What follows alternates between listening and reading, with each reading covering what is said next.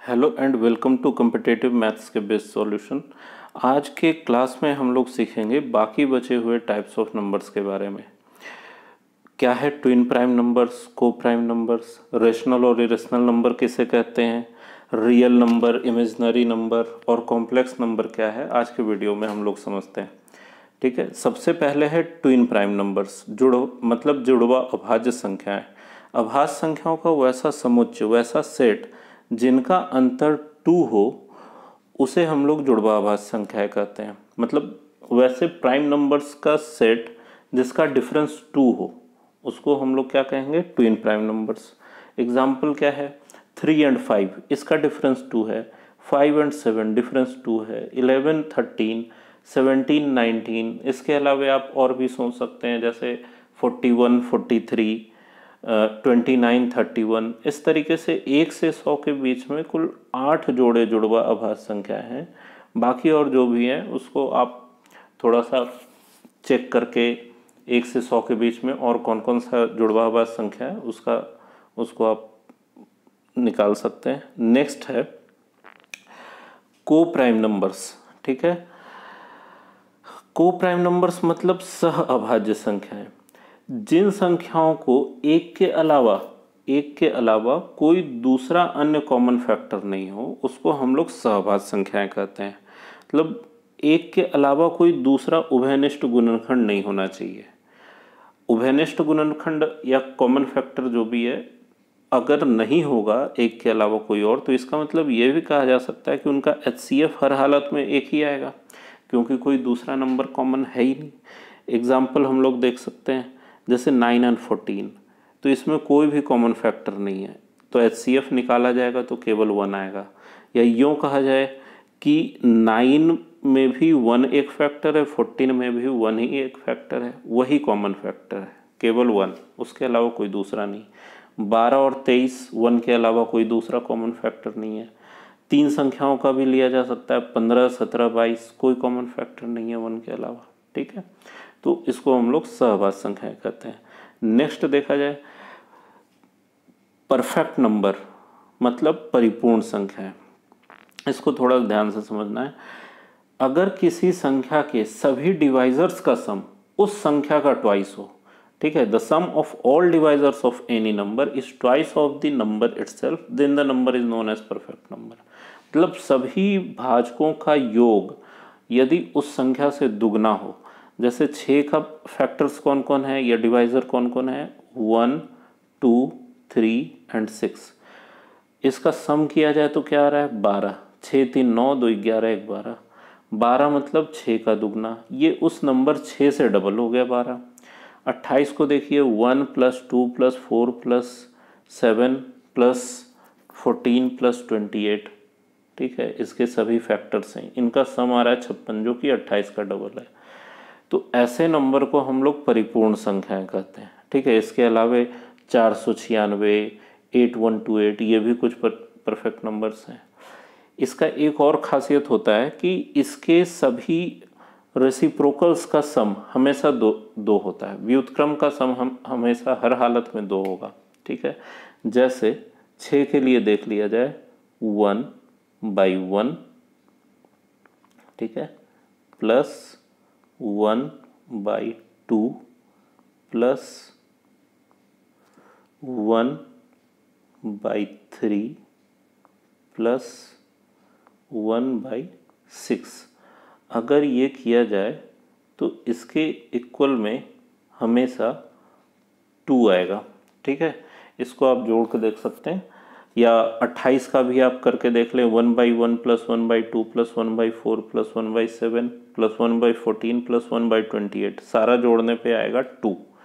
ठीक है, तो ये है परफेक्ट नंबर।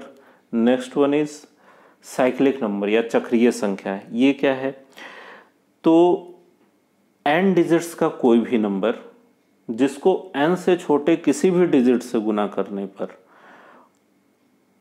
वही डिजिट रिपीट हो, घूम फिर कर वही डिजिट आंसर में आए, तो उसको हम लोग साइक्लिक नंबर कहते हैं। ठीक है, n अंकों की वैसी संख्या है जिस n तक के किसी भी संख्या से गुना करने पर उत्तर में उसी संख्या के अंक अलग क्रम में आए उसे हम लोग चक्रीय संख्या या साइक्लिक नंबर कहते हैं। जैसे एक नंबर है 142857, ये 6 डिजिट का नंबर है।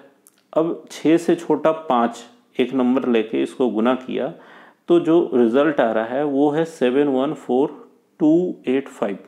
ठीक है, इसमें वही सारे डिजिट्स हैं जो इस नंबर में थे। ठीक है, 142857 और 714285 एक ही है। उसी तरीके से इस नंबर को जब 4 से गुना किया तब जो रिजल्ट आ रहा है उसमें भी वही डिजिट है जो उस नंबर में था। ठीक है, यह है साइक्लिक नंबर। नेक्स्ट है आपका रेशनल नंबर, जो कि ज़्यादा इम्पोर्टेंट है। ठीक है, तो रेशनल नंबर मतलब परिमेय संख्या है। ठीक है, वो ऐसी संख्या जिसे p बाई क्यू के रूप में लिखा जा सके। ठीक है, p बाई क्यू के रूप में लिखा जा सके, जहाँ p और q इंटीजर्स हो। The number which can be written in the form of p by q where p and q are integers and coprime numbers and denominator q not equals to 0। ठीक है, p and q belongs to I। ठीक है, p and q जो है वो integer हो और q not equal to 0 हो। ठीक है, तो इसको हम लोग रेशनल नंबर या परिमेय संख्याएं कहते हैं। ठीक है, कुछ एग्जाम्पल रेशनल नंबर का देखिए। 2/3। ठीक है, इसको p बाई क्यू के रूप में लिखा 2/3। p 2 है, q 3 है और दोनों का दोनों इंटीजर है। डिनोमिनेटर जो है वो 3 है, मतलब वो 0 नहीं है, तो ये कंडीशन सेटिस्फाई करता है। -16 को आप -16/1 भी तो लिख सकते हैं, तो p के जगह ये है, q के जगह 1 है। p -16 q 1, दोनों इंटीजर है और डिनोमिनेटर 0 नहीं है। उसी तरीके से 7.5 इसे भी चेंज किया जा सकता है p बाई क्यू में। ये एक रिपीटिंग डेसिमल फ्रैक्शन है। रेशनल नंबर को एक तरीके से और डिफाइन किया जा सकता है कि रेशनल नंबर को हमेशा हम लोग रिपीटिंग या टर्मिनेटिंग डेसिमल फ्रैक्शन में चेंज कर सकते हैं। रिपीटिंग डेसिमल फ्रैक्शन जैसे ये 2.3434 माइनस में रहे या प्लस में, जैसे 1.3333, ये एक रिपीटिंग डेसिमल फ्रैक्शन है। और टर्मिनेटिंग कौन हुआ, जैसे ये 7.5, ये टर्मिनेट कर गया। टर्मिनेट करना मतलब रुक जाना। तो रेशनल नंबर को हमेशा टर्मिनेटिंग या रिपीटिंग डेसिमल फ्रैक्शन में चेंज किया जा सकता है। ठीक है, इसके बाद क्या है 22/7, ये भी एक रेशनल नंबर है। ठीक है, क्योंकि यहाँ p का वैल्यू 22 है, q का वैल्यू 7 है। 22/7 पाई का भी वैल्यू होता है, लेकिन पाई रेशनल नहीं है, 22/7 इरेशनल है। 22/7 रेशनल है, पाई नहीं। ठीक है, क्यों, ये अभी हम लोग इरेशनल नंबर में बताते हैं। ठीक है, नेक्स्ट देखिए इरेशनल नंबर क्या है। इरेशनल नंबर मतलब अपरिमेय संख्या है, वैसी संख्या जिसे p/q के रूप में नहीं लिखा जा सकता, जहाँ p और q अभाज्य संख्या हो। ठीक है, उसको अपरिमेय संख्या कहते हैं। दूसरी बात कि ये नॉन टर्मिनेटिंग डेसिमल फ्रैक्शन होता है और नॉन रिपीटिंग होता है, मतलब न ये रिपीट करता है न ये टर्मिनेट करता है, मतलब रिपीट भी नहीं होगा और रुकेगा भी नहीं। जैसे 1.4142135562, अब यहाँ पे इस 4 के बाद 1 आया है और इस 1 के बाद 4 है, लेकिन दोबारा जब 1 आया तो उसके बाद 3 आ गया, तो रिपीट नहीं हुआ यहाँ पैटर्न। ठीक है, तो ये नॉन रिपीटिंग है। और चूंकि ये रुक भी नहीं रहा, इसके आगे भी इसके करोड़ों वैल्यू दिखेंगे पॉइंट के बाद, तो इसलिए ये टर्मिनेटिंग भी नहीं है। ठीक है, बाय द वे ये जो है ये आपका √2 का वैल्यू है। उसी तरीके से 1.73205081, ये भी रिपीट नहीं हो रहा, टर्मिनेट नहीं हो रहा। 0 के बाद आप देखिए यहाँ 5 है, यहाँ 0 के बाद 8 है, ये आपका √3 का वैल्यू है। उसी तरीके से 3.141592653, ये जो है ये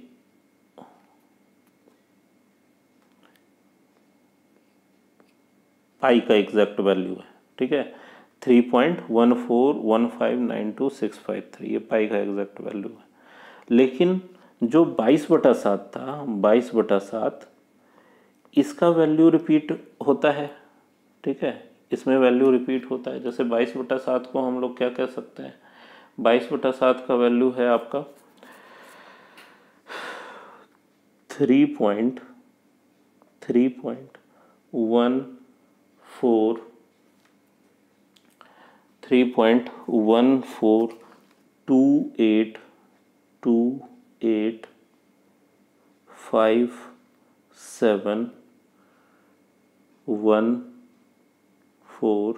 तो इसी तरीके से ये आता रहेगा 3.142857142857, ठीक है। ये 22/7, तो यहाँ पे ये रिपीट हो रहा है, इसलिए ये रेशनल था। पाई का वैल्यू रिपीट नहीं हो रहा है, इसलिए इरेशनल है, ठीक है।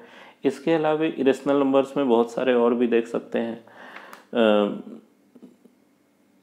क्यूब रूट ऑफ 4 ये एक इरेशनल नंबर है, ठीक है। √2 प्लस √3 ये एक इरेशनल नंबर है।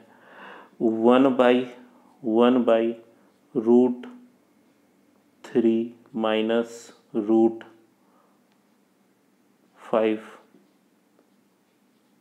ये भी एक इरेशनल नंबर है, ठीक है। तो जब हम लोग रेशनल और इरेशनल पढ़ेंगे तो और डिटेल में रेशनल और इरेशनल के बारे में जानेंगे, ठीक है। एक बात और याद रखना है कि दो रेशनल नंबर्स के बीच में अनगिनत रेशनल नंबर भी होते हैं और अनगिनत इरेशनल नंबर भी होते हैं। उसी तरीके से दो इरेशनल नंबर्स के बीच में अनगिनत रेशनल नंबर भी होंगे, अनगिनत इरेशनल नंबर भी होंगे, ठीक है। मतलब infinite numbers of rational and irrational find किया जा सकता है किसी भी दो रेशनल या इरेशनल नंबर के बीच में, ठीक है। तो ये जब डिटेल में रेशनल इरेशनल को हम लोग पढ़ेंगे तो देखेंगे, ठीक है।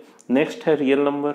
रियल नंबर क्या है, तो रेशनल और इरेशनल नंबर के सेट को, कंप्लीट सेट को हम लोग रियल नंबर कहते हैं। अभी तक जितने तरह का नंबर्स हम लोग देख चुके हैं, पिछले वीडियो में भी और इस वीडियो में भी, वो सारे रियल नंबर थे, ठीक है। चाहे वो नेचुरल नंबर, होल नंबर, ये हो गया आपका prime number, integers, even, odd, सारे तरह के जो भी नंबर्स हम लोग देख चुके हैं वो सारे रियल नंबर हैं, ठीक है। तो रियल नंबर को दो हिस्सों में बांटा जा सकता है, रेशनल और इरेशनल, ठीक है। और उनका कंप्लीट सेट को हम लोग रियल नंबर या वास्तविक संख्या कह सकते हैं।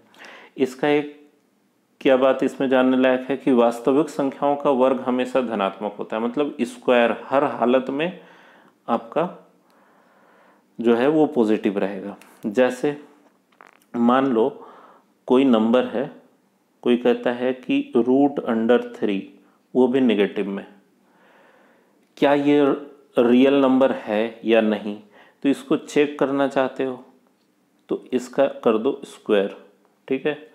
हम लोग जानते हैं कि √3 का स्क्वायर क्या होता है 3, और माइनस वाला कोई नंबर है उसका स्क्वायर होके क्या निकलेगा प्लस, तो इसलिए माइनस ऑफ √3 ये हर हालत में रियल नंबर है, ठीक है। And the last one is complex number, ठीक है। कॉम्प्लेक्स नंबर क्या है, कॉम्प्लेक्स नंबर मतलब सम्मिश्र संख्याएं, ठीक है, जिसको कि a+ib के फॉर्म में लिखा जा सकता है, ठीक है। a+ib के फॉर्म में लिखा जा सकता है, जैसे 2 + 3i, इसमें ये जो 2 है, ये इसका रियल पार्ट है, ठीक है, ये इसका रियल पार्ट, और 3i जो है ये इसका इमेजिनरी पार्ट है, ठीक है, इमेजिनरी पार्ट। तो इसको हमेशा a+ib के रूप में लिखा जा सकता है। इसके पहले हम लोग ये समझते हैं कि इमेजिनरी नंबर क्या है, ये i क्या है। जैसे देखिए, अगर मान लो कोई एक्सप्रेशन है x² + 1 = 0, यहाँ से कोई x का वैल्यू निकालने कहेगा तो आप ये कहेंगे कि भाई x² = -1 और x equal to root under -1, जिसको कि हम लोग आई से डिनोट करते हैं, आई, आयोटा, कुछ भी कहते हैं इसको, ठीक है। इस आई का वैल्यू है रूट अंडर -1, ठीक है। यही इमेजनरी नंबर है, इसे ही हम लोग इमेजनरी नंबर कहते हैं।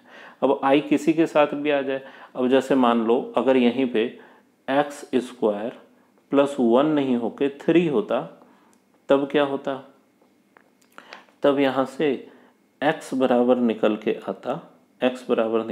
आता रूट अंडर -3, या इसको कह दें रूट अंडर 3 इंटू -1, ठीक है।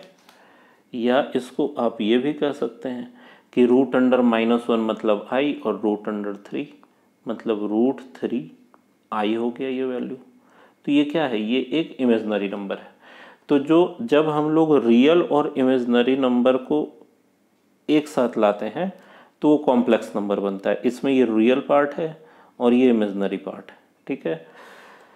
तो ये हमारे नंबर का बेसिक इंट्रोडक्शन जो था वो पूरा कंप्लीट हुआ है। कॉम्प्लेक्स नंबर का डिटेल जब हम लोग पढ़ेंगे तो उसमें और भी बहुत कुछ आएगा कॉम्प्लेक्स नंबर के बारे में, ठीक है। तो उम्मीद है कि ये सभी को ठीक से समझ में आ गया होगा। मिलते हैं नेक्स्ट वीडियो में, तब तक के लिए जय हिंद, जय भारत।